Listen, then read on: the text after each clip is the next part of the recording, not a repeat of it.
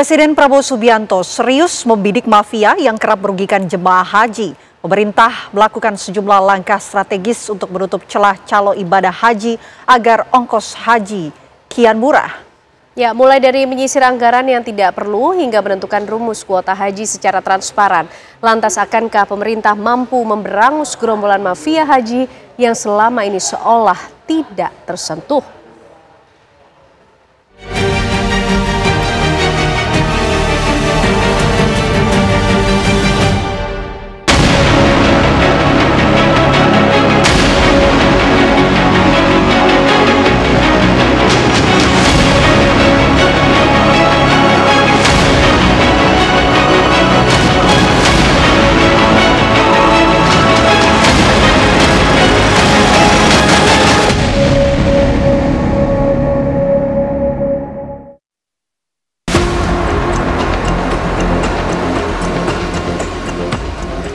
Pemerintah mengendus adanya tangan nakal yang selama ini bebas bermain menjadikan biaya haji melambung tinggi.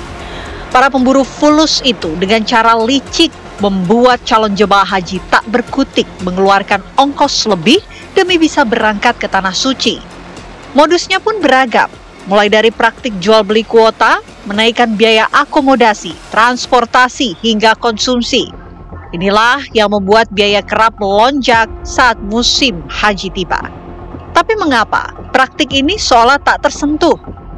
Bukan sebuah jaringan informal yang lebih terstruktur, ini lebih kepada kelompok-kelompok yang baik itu yang dari oknum-oknum yang melibatkan di Arab Saudi maupun di tanah air. Dan kita melihat persoalan ini banyak hal berbicara tentang berkaitan dengan pengadaan dan penyediaan layanan dalam konteks penyelenggaraan ibadah haji. Dan di sini kita banyak mendapatkan catatan, evaluasi dan juga berdasarkan berbagai pengawasan bahwa ada hal yang perlu kita menjadi perhatian kita bersama dan perlu menjadi salah satu concern dari Kementerian Haji dan Umroh dalam menghadirkan wajah integritas dan akuntabilitas dalam tata kelola penyelenggaraan haji ke depannya. Lantas, apakah pemerintah bisa memberangus gerombolan mafia haji ini? Kelompok mana berani bermain? Yang lebih nampak kan dalam pengadaan pemondokan perumahan. Kemudian yang kedua adalah pengadaan dam hewan potong di Arab Saudi. Dan lebih masifnya lagi ketika BPIH diputuskan di gedung DPR, itu bisa langsung bergerak, angka itu sudah sampai di Arab Saudi. Ini kan berarti berapa harga pemondokan pada tahun itu ditetapkan oleh pemerintah bersama DPR, maka teman-teman dikatakan mafia ya mafia lah, dikatakan oknum ya oknum, yang ada di Arab Saudi sudah bergerak untuk mobilisasi perumahan, kira-kira mana yang standar yang sesuai dengan permintaan Indonesia. Nah ini cukup lama ya, cukup panjang, dan memang harus ada keberanian memutus rantai itu. Sejumlah langkah strategis memang tengah dilakukan pemerintah menutup celah permainan mafia agar ongkos haji kian murah. Presiden Prabowo Subianto pun telah menginstruksikan agar biaya haji terus turun saban tahun seiring pergantian pengelolaan ibadah haji tahun 2026 ini dari Kementerian Agama ke Kementerian Haji dan Umroh. Dan alhamdulillah kita sudah bisa turunkan biaya haji. Dan saya minta terus Menteri Haji, dia tidak hadir karena dia berada sekarang di Arab Saudi berurusan sama mereka. Saya minta biaya haji harus terus turun, ya, bisa dengan efisiensi, dan pelaksanaan yang bersih.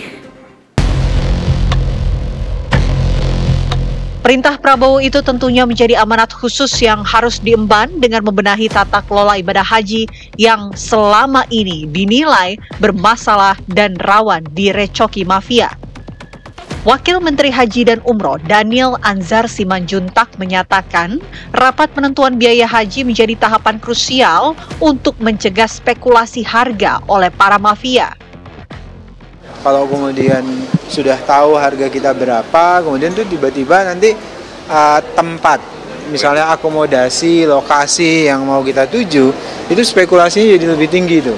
Tiba-tiba dinaikin lah, kemudian tiba-tiba nanti banyak calo lah. Jadi justru kemudian kalau kemudian terbuka itu membuka kemungkinan para mafia, para calo itu bermain.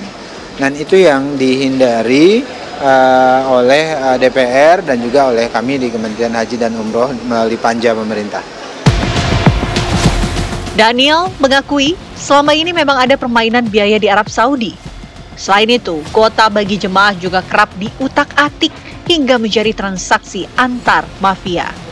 Karenanya, untuk menutup celah ini, pemerintah menetapkan rumus kuota haji secara transparan. Pada 2026 nanti, telah disepakati sebanyak 221.000 jemaah berangkat ke Tanah Suci. Dari jumlah itu, 92% bagi jemaah haji reguler dan 8% haji khusus. Kami buka, jadi misalnya Aceh berapa, kemudian Sumatera Utara berapa, Jawa Timur berapa, ketika dimasukkan ke rumus itu akan keluar kuotanya. Dan tidak ada satu pihak pun bisa mengintervensi nantinya, karena akan sudah terbuka. Kan teman-teman liput tadi semuanya, sudah saya bacakan jumlah kuota masing-masing provinsi.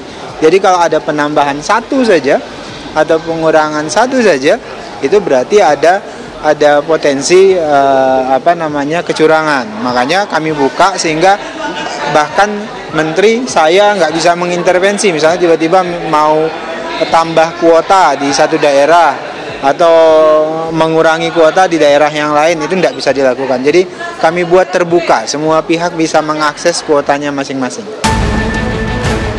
DPR dan pemerintah juga telah menyepakati biaya penyelenggaraan ibadah haji atau BPIH tahun 2026 rata-rata sebesar Rp87,4 juta per jemaah.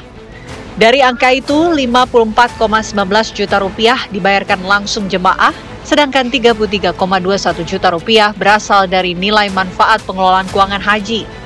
Dengan kesepakatan ini, ongkos haji tahun depan turun Rp2 juta dibandingkan tahun 2025 ini.